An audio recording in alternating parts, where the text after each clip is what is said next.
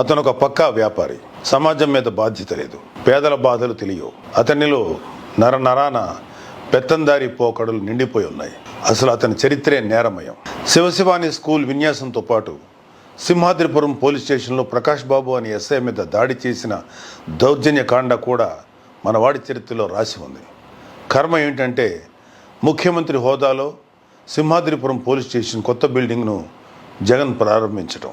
అసలు జగన్ మీద ఉన్నన్ని కేసులు, ఛార్జ్ షీట్లు ఏ ముఖ్యమంత్రి మీద ఉండి ఉండవు. శివశివాని స్కూల్లో పేపర్ లీకేజ్ కేసు కావచ్చు, సింహాద్రిపురం పోలీస్ స్టేషన్లో దాడి కావచ్చు, ఇవన్నీ జగన్కి నెట్ ప్రాక్టీస్ లాగా ఉపయోగపడ్డాయి.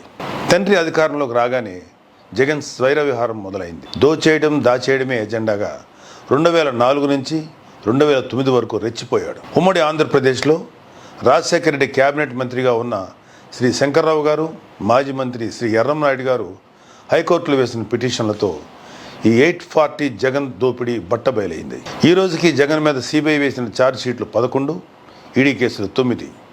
నేరపూరిత కుట్ర, క్రిమినల్ కాన్స్పిరసీ, మోసం, చీటింగ్, నేరపూరిత నమ్మక ద్రోహం, క్రిమినల్ బ్రీచ్ ఆఫ్ ట్రస్ట్, లెక్కలు తారుమారు చేయడం, ఫాల్సిజేషన్ ఆఫ్ అకౌంట్స్, క్రిమినల్ మిస్కాండక్ట్తో పాటు అవినీతి నిరోధక చట్టాల కింద ఈ కేసులు నమోదయ్యాయి. పారిశ్రామికవేత్తలను, పెట్టుబడిదారులను బెదిరించి క్విడ్ ప్రోకోలకు పాల్పడి సూట్ కేస్ కంపెనీలతో 1,00,000 కోట్లు మూటగట్టుకున్న ఈ వ్యక్తి ఎవరు అంటే చిన్న పిల్లాడు అడిగినా చెప్తాడు, జగన్ మోహన్ రెడ్డి అని. ఇన్ని రకాల నేరాలు చేసిన వ్యక్తికి, బాబాయ్ హత్య కేసులు నిజాలు దాచేస్తూ అనుమానితులకు వంతపాడే వ్యక్తికి రాష్ట్రాన్ని పాలించే అర్హత ఉందా? ముఖ్యమంత్రి అయ్యాక కూడా కేసులని మొత్తం కోర్టులకు తిరగడం, వాయిదాలు అడగటం ఆయనకి నామోషి కాకపోవచ్చు. పొరుగు రాష్ట్రాల వారి దగ్గర మనకు నామృదా కదా చెప్పండి. జగన్ ఇప్పటికీ 3,000కు పైగా వాయిదాలు తీసుకుని రాష్ట్రాన్ని పాలిస్తున్నాడని న్యాయ నిపుణులు చెప్తున్నారు. ఒక్కసారి ఆలోచన చేయండి. నేరాలు, మోసాలతో పెత్తనం చేస్తున్న వ్యక్తి ఓవైపు, సర్వం సమాజం కోసం ఇచ్చేసేంత త్యాగనిరతి కలిగిన నిస్వార్థ సేవకుడు మరోవైపు.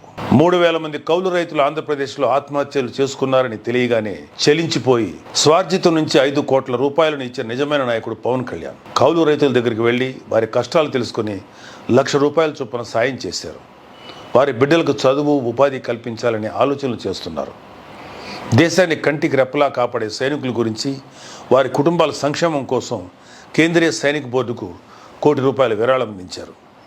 సైనికులన్నా, ఆ విభాగం నుంచి వచ్చిన వారన్నా పవన్ కళ్యాణ్ గారికి అమితమైన గౌరవం. ఎన్నో సందర్భాల్లో తనను కలిసిన అభాగ్యులు, దివ్యాంగులు, అనారోగ్యంతో బాధపడేవారు కలిస్తే హృదయంతో స్పందించి వారి సమస్యలు తెలుసుకున్నారు. ఆర్థికపరమైన ఇబ్బందులు ఉంటే అప్పటికప్పుడు సాయం అందించేవారు. కొందరు తమకు శాశ్వత ఉపాధికి ఏదైనా మార్గం చూపించమంటే అందుకు తగిన విధంగానూ స్పందించారు. పవన్ కళ్యాణ్ గారి సేవా తత్పరత స్వచ్ఛంద సంస్థలను సైతం కదిలించింది. తదేకం ఫౌండేషన్ ముందుకు వచ్చి దివ్యాంగులకు ట్రైసైకిళ్ళు, ఆడపడుచులకు కుట్టి మిషన్ లాంటివి అందించాయి. ప్రజలందరికీ సవినయంగా విన్నవిస్తున్నాను. స్వార్థం, నేరం, మోసం, అరాచకం, దౌర్జన్యం ఇలాంటి మాటలకు మనిషి రూపం ఇస్తే అది జగన్మోహన్ రెడ్డి. నిస్వార్థం, సచ్చీలత, మానవత్వం, సేవాగుణం, సామాజిక దృక్పథం లాంటి మాటలకు రూపమిస్తే అది పవన్ కళ్యాణ్. జగన్ గురించి మీకు జస్ట్ ఒక ట్రైలర్ చూపిస్తేనే ఇన్ని ఘోరాలు బయటపడుతుంటే వాళ్ళ దౌర్జన్య యాత్రకు అడ్డుకట్ట వేయడం మీ చేతుల్లో ఉంది. ఇలాంటి వ్యక్తిని మళ్ళీ ముఖ్యమంత్రి పీఠం వైపు రాకూడదని, ఆంధ్రప్రదేశ్ రాష్ట్రాన్ని కాపాడుకోవాలనే పవన్ కళ్యాణ్ గారు వైసీపీ వ్యతిరేక ఓటు చీలనివ్వను అని 2 ఏళ్ల కిందటే ప్రతిజ్ఞ చేశారు. ఎన్డీఏ కూటమి ద్వారా జనసేన, తెలుగుదేశం, బీజేపీ ఒక జట్టుగా ఏర్పడ్డాయి.